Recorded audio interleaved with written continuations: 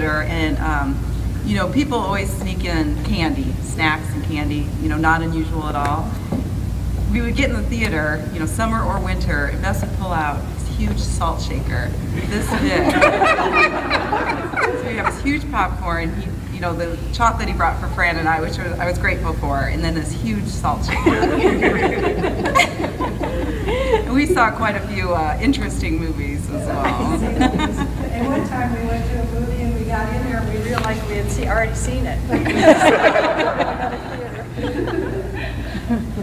You have two stories, I believe. Hi, I'm Wendy Horacek, and I didn't meet Ves until Fran and Ves arranged that I would meet my husband, Duke Horacek. And we had a lot of good times together, and the men played a lot of pitch and fishing, and food was a big issue also when they went fishing. They had to have two grocery lists because Ves had to buy his food and then the other men had to buy their food, and sometimes Ves would be using the pan that they wanted to use when they were cooking their food. So that was one of their problems. They played a lot of dirty tricks on each other. One time we went down to Branson, and Duke, I don't know, probably quite a few of you have been in Branson, and the traffic used to really be bad in Branson. So Duke deliberately told Ves to drive right down the strip to get to where we were staying while we took the blue line or whatever all the way around. And then when we got there was supposed to be no smoking in the condo, but they told us it would be okay. But when Ves got there and came in and he was all exhausted, Duke had this big no smoking sign. So it was funny, but I think Ves didn't react quite as much. Duke was anticipating a much bigger reaction. So he took it pretty well. And Ves also, at the end of my husband's life, when he had pancreatic cancer, Ves came and visited him. And they had a lot of good times, playing pitch and going out to dinner. And so he was a good friend. He and Duke and Ves were buddies back from fraternity days. So they had been friends from way back in college days. Thanks, honey. I have an introduced part of my family that some of you may know, some of you may not. I'm looking right directly at my brother Jim Osterchill, and he had Ves as a brother-in-law for 15 years, and his wife Donna's right next to her, I'm thinking, next to him. Wave Donna. And their daughter Beth Ebmeyer. Beth, are you here? There you are, okay, and her husband Chris. So they also had a nice uncle that they had for 15 years. And so they're up here from Colorado with Julia. Wave, Julia. She's 3 years old. So just wanted you to know that there were other family members from Ves too, and they're glad to be here today. I had a couple of people email me. Jim and Jinx Urzendowski used to live right next door to us, and Jinx remembered that Ves was very competitive about cooking, and they both brought potato salad to a picnic one time, and her potato salad was all eaten, and his potato salad was left, and he turned to her and said, well, that's just because people don't know what a good thing when they see it. And then Bob and Yvonne Rogers, and some of you know, she emailed and said a lot of nice things about Ves, but then she went on to say that he was probably the most colorful person that she had ever known. I think that kind of gives Ves in a nutshell too. So, anybody else want to share anything? Tim, you want to? This is Ves's nephew, Tim. I hear some of the popcorn stories. And when I was a little boy, I would go over and visit my grandparents, and sure, Ves would come home and start the popcorn, and he'd make it himself, and there was always lots of it in a salt shaker. And my family can attest that when we go to the theaters, I still got my salt shaker. But I heard about his many things that he did when he was a young man at the service, but one thing I never heard was that he was a bowler. He was a very first-class bowler, and when I was a little boy, sometimes he used to bring home the big trophies, and of course that was impressive to a little boy like me. But as you grow older, you appreciate that the most important thing in life is people. And I know when my parents retired and moved back to Omaha, Ves was so kind to them. He visited many times, and I hear stories that that's what Ves did with everybody. And I can think that it's pretty clear that's what kind of person he was. So I'm glad he was my uncle.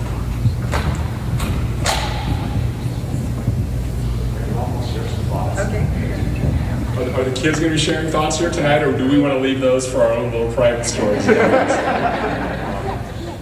I'm Mike. I'm Ves's son, one of the many 6 here, or 5 others that are here tonight. I wanted to share just some thoughts about my dad, as well as a couple of funny stories. I don't have quite as many funny stories. Maybe that's just natural, being a son as opposed to a longtime friend. But I've lived in California for 25 years, and I think when you grow up, not that I'm completely grown up now, you kind of look back and reflect at your youth a little differently than when you're in that time yourself. And I was probably not the most disciplined, good student of all the 5 kids. No. Not that I still am not. I want my kids to cover their ears, because this will become their excuse on why they don't have to study when they get home. No, but after living in California for 25 years, it's neat. You kind of look back and reflect not only on your youth, but where you grew up, where all of you are from. I'm assuming most of you are from back here in the Midwest in Nebraska. And I was at a Boy Scout charity event the other night for a dinner event. I'm my son's Boy Scout leader, and they were giving out awards, and one of the award recipients was also from the Midwest, and he was talking about an experience that he had when he first moved to California. And I thought it was kind of funny, but it made me think of the experiences that I had growing up, and really, I think, the epitome of what my dad was all about, and I think the reflection he had of a lot of the Midwest values. But this gentleman was describing how he moved to the town that I live in now, San Marino, California. It's a very conservative town. You don't see people out doing their lawn work very often. I mean, they typically have someone do that for them, which is, again, typical in California. And he was there, and he got out there and realized his garage roof needed to be repaired. So, of course, he decided to take that on himself. He got a ladder and ordered the supplies and was out kind of fixing his roof, putting a new roof on. And he said all the neighbors out here were just looking at me so oddly, and he couldn't figure out why. And then one of the neighbors finally walked over, and they were asking, why in the heck would you be fixing your own roof? And he said, well, gosh, I'm from Illinois. That's just what we do. So as I look back at my life, I think one of the things I learned the most from my dad was that kind of self-reliance and that good Midwest work ethic that probably becomes much more noticeable as you're older, and also when you live in a different area than the Midwest. So for me, that's something I wish I could continue to, and I hope to continue to offer to my 2 children. So I think my dad really instilled that in all of us. So I think back of all the things we learned, from our family, but particularly my dad. A lot of it had to do with really work ethic and self-reliance. And for me, starting from when I was really little, whether it was making homemade woodworking projects for our grandparents, I specifically remembering making candlestick holders and picture frame holders. I think we still have some of those around on my dad's lathe in the workshop. It was pretty obvious that the 6-year-old I was didn't make that by himself, but nonetheless, it was fun experiencing that with my dad. To making pine wood derby cars. Actually, this one is kind of more of a funny story than just a learning experience, but I was a Cub Scout when I was younger, and we had, I think, 3 years in a row where we made pine wood derby cars, the little wood cars that you race down the track. The first year we made a really nice one. It went really slow, but I think we got best design car. And again, it was really obvious that the 7-year-old Cub Scout that I was didn't make this car by himself. The second year we decided to try to make it a little bit faster, and I think it got second from last in terms of speed. But again, we came home with a trophy of best designed car. It had the best paint job, really a nice design, but again, clearly something an 8-year-old boy didn't make. So the next year, which was my last year as Cub Scouts, we were determined to not just win the best design, but to make that car go fast. Well, my dad, again, as he would, wanted to make it the best he could, and went out and did all this research and decided to make it look like a Batman car. And it had special fenders on it, and the wheels were covered. That car couldn't even make it down the track. He had made it too wide, and the way the track was designed kept it from going anywhere. So, again, it was obvious that I hadn't made it, but nonetheless, a great learning experience to be able to, work on those kind of things. I think we did. I still have 3 best design trophies, and the cars that we made. I think my son Cole has them in his bedroom. So, anyway, I think that's one example. But I can think of millions of examples, whether it be, gardening, mowing the lawn, building a barn with my brothers and my dad, practically building the interior of the house, which my dad took on and had us help him on, making homemade fishing rods, bottle rockets or model rockets, airplanes. We had just a really, I think, eclectic learning experience that was beyond just, what you did in school. And it was certainly a great memory I take away from for my dad, and something that I hope to instill in my children, giving them those experiences and a sense of self-reliance. So I thought I would share that with all of you. Very nice.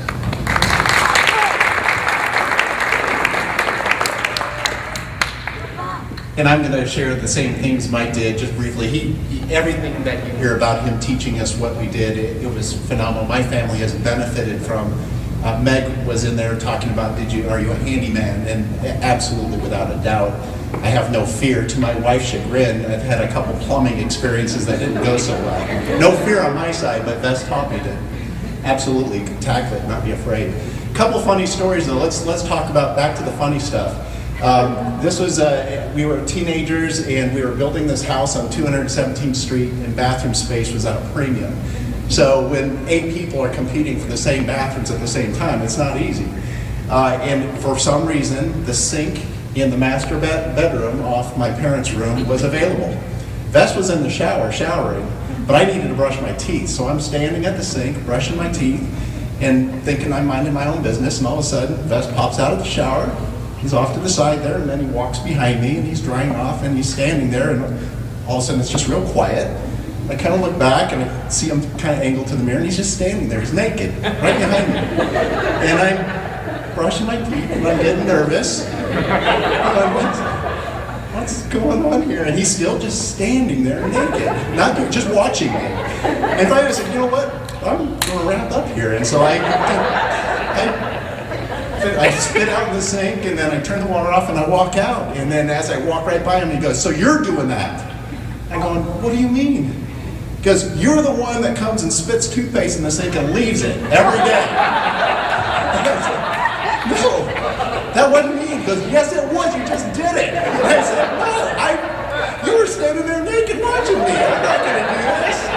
And you're the one. And I said, I'm not the one. And we got in this big fight. And where it was funny, just a few minutes later, I stomped out of there and got out there, and then I was just telling this story to my brother Scott, and I told the story yesterday that he chased me out wearing the towel, but I don't think that's quite true. A few minutes later, the argument started back up, and later, like in the kitchen or something, and I just engaged. I said, no, I didn't do that. I'm not the. And yes, it is you, and you're going to get punished. And I finally said, and closing here, and I said something like, I don't give a damn what you think, kind of something like that. And that crossed the line. I showed not enough respect there. I stomped out of the house. He chased me out of the house, and he actually caught me and slapped me in the front yard, which I deserved at that time. I absolutely deserved it. That's what you did to me. Yeah. Thanks, Eric. Appreciate that. Yeah, but he actually asked for it, so I have to tell you that. It's our good night kiss. That's but anyway, that was such an unusual. Ves did not lay a hand on us other than to tease us and wrestle with us, and I'll tell another quick story on that. But he, at the end of that day, he came back and he apologized. He felt so bad about doing that. But it was very funny in retrospect. So I just naked man right behind me. What's going on there? It just and most everybody knows Ves enjoyed drinking a beer or two. I think everybody knows that, right? Nodding heads. So as we're teenage boys and we're growing up and we're always testing our strength, he's constantly wrestling with us, giving us horse bites on our legs and wrestling, headlocking us and all this good stuff. And as we got a little older, we could break through some of that stuff. But maybe right before we actually could maybe manhandle him back, I remember one specific night, the boys were out, I don't know where we were at, hanging out with friends. We came back pretty late, and Ves had a few beers, and he was a little wobbly.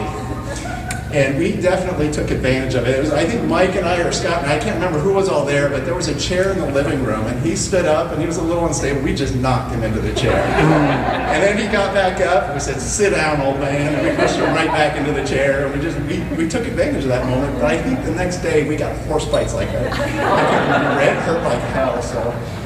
Anyway, those are great stories, so. All right, who's next? Who would like to tell more? Oh, thank you.